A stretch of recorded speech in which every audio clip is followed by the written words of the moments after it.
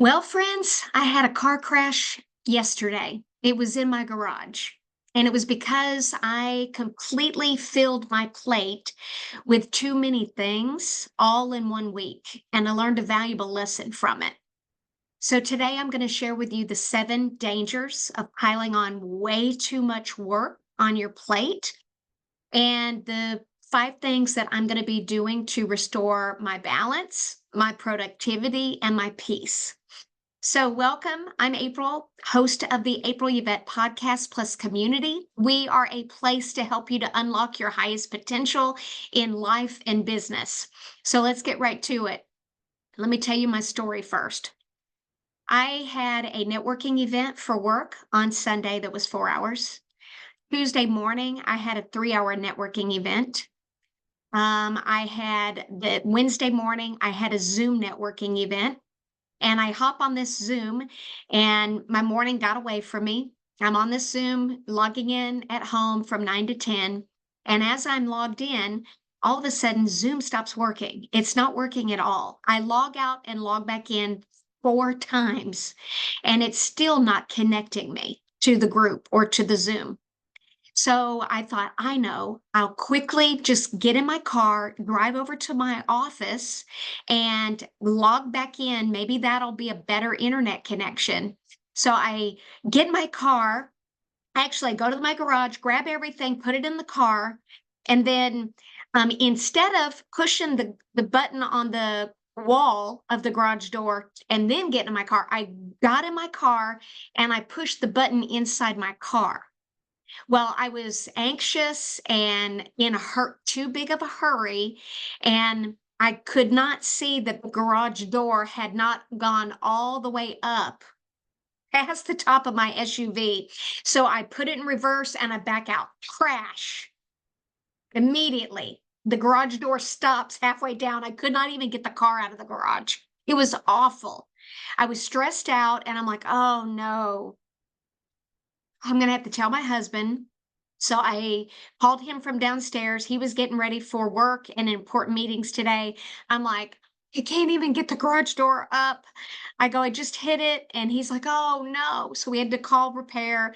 And then it's going to cost us big time to get that garage door replaced up to, we're getting quotes already for like $2,300. Some another quote to replace the garage door was 2,000. Excuse me, 2,000. Some said you could do just the panel. We're getting quotes. All of that happened because I was spread too thin, had too many to do things on my plate, and it was clogging my ability to be focused in the present moment. I'm just grateful that I didn't have an actual car wreck because I was that unfocused in such a hurry. And so what I learned from that is I need to slow down. I need to slow down. And I also analyzed and kind of looked at a few other areas that I'm going to help to restore some more balance back into my life because I am definitely overextended for this week. So let me share with you some dangers of piling on too much on your plate at work, your home responsibilities, how that could lead to a car crash. It could lead to so many other things, even a health crisis. And then I'm going to tell you what I'm going to do to restore some balance and still be productive. You can still be productive and reach your goals. There's a smarter way to do it, which is what I'm going to talk about. Now, before I dive into this, I just want to say I just did a podcast interview with Jill O'Boyle. If you have not seen her, she is the expert at this. She's excellent at this, helping people to get balance in their life and being highly productive and things like that, time blocking, things like that. Watch that episode. I encourage you to go back on my YouTube channel, look for her episode and watch it. It'll help you. All right. So here are some of the 7 dangers piling on too much on your plate, and it's costing you in terms of your peace. It can damage your reputation. It could damage your relationships.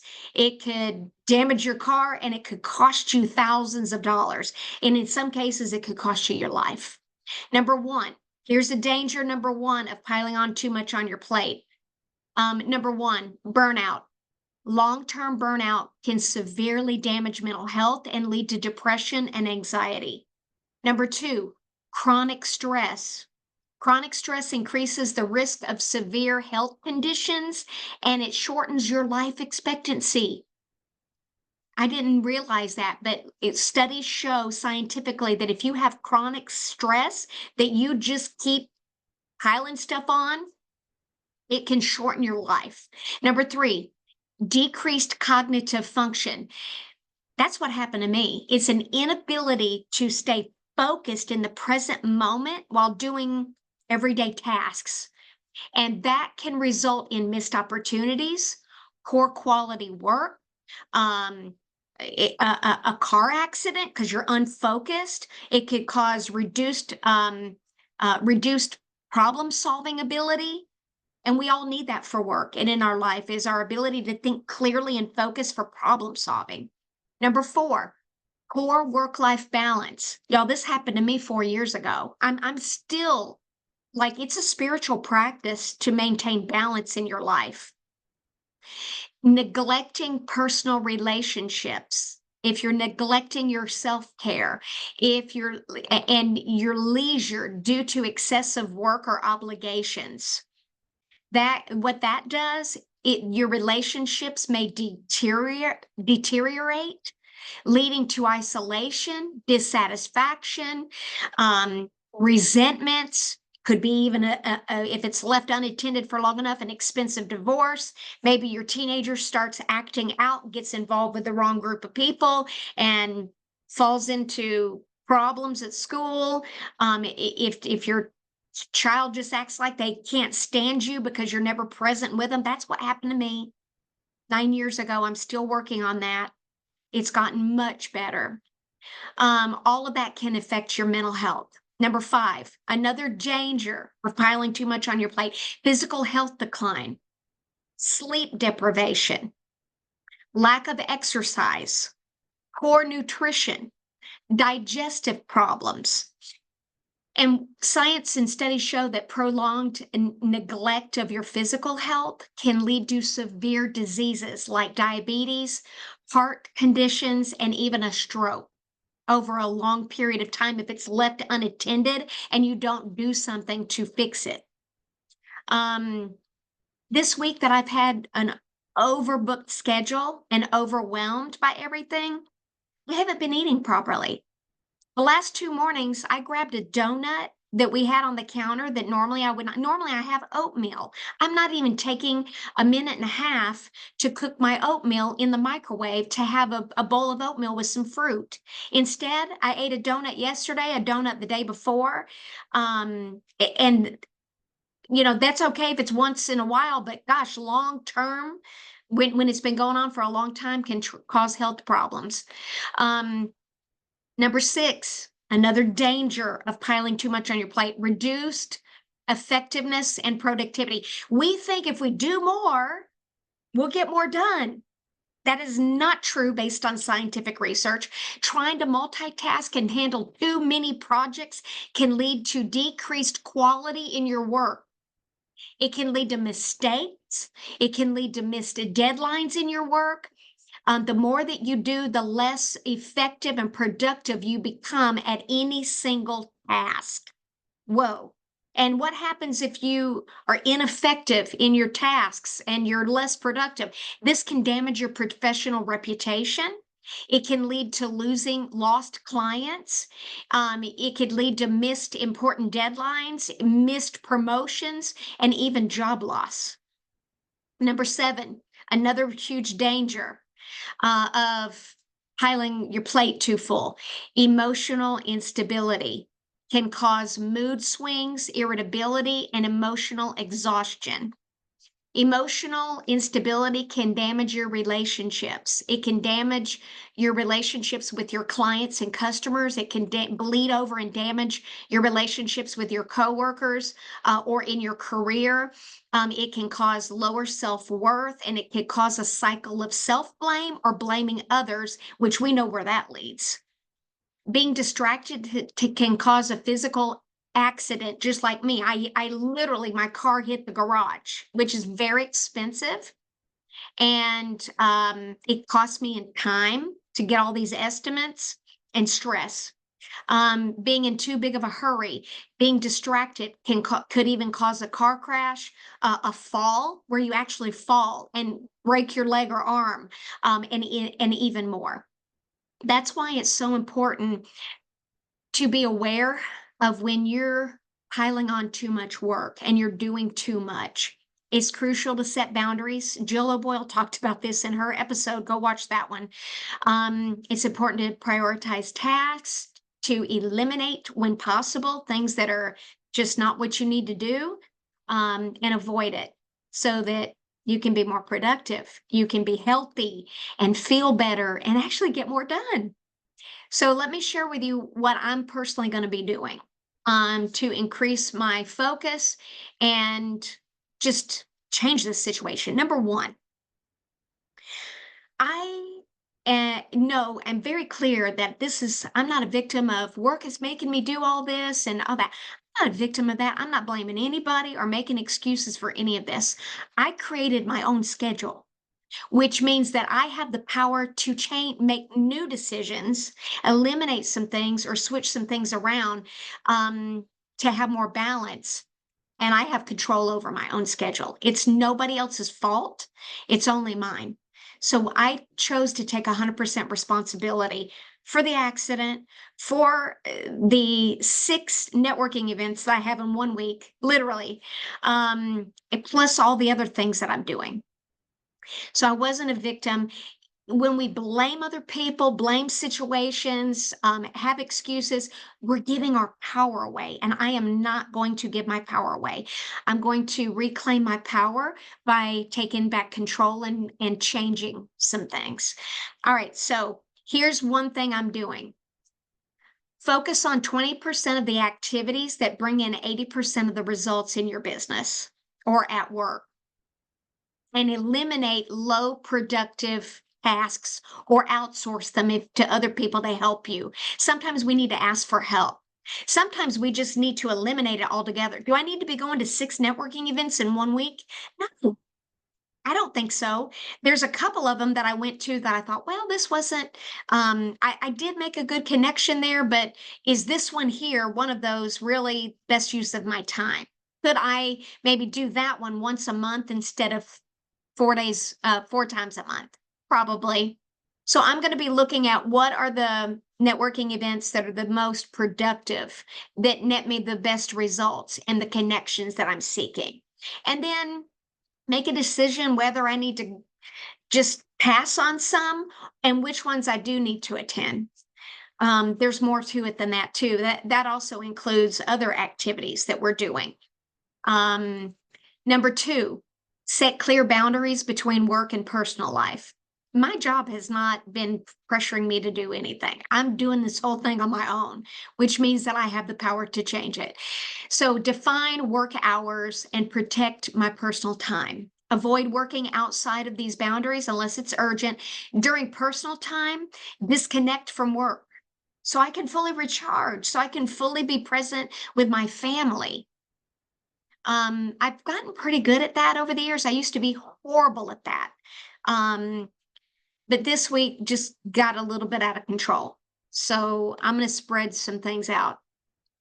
Also, if 1 week is a little bit busier than another because there just happens to be more networking events for one, maybe 3 instead of maybe 1 a week, I think it's perfectly fine for me to ask my supervisor or boss or whatever, say, hey, can I take half of this day off? Because so that I can take care of myself, my health, maybe go for a walk, exercise, go grocery shopping. Y'all, I haven't done my laundry was piling up this week because I had too much on my plate.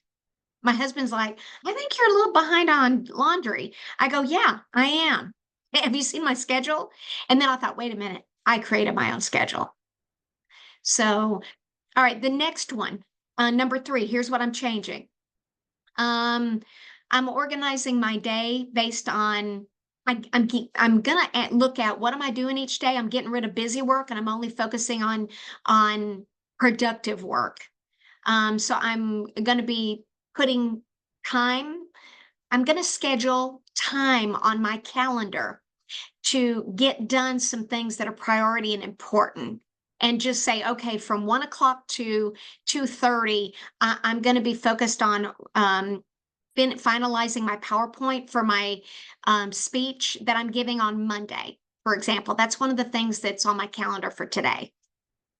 Um, just blocking off your time to get certain tasks done. That way it gets it out of your head and on paper, and you're not taking up psychic energy trying to remember everything. So writing everything and getting everything that you need to do, get it on paper.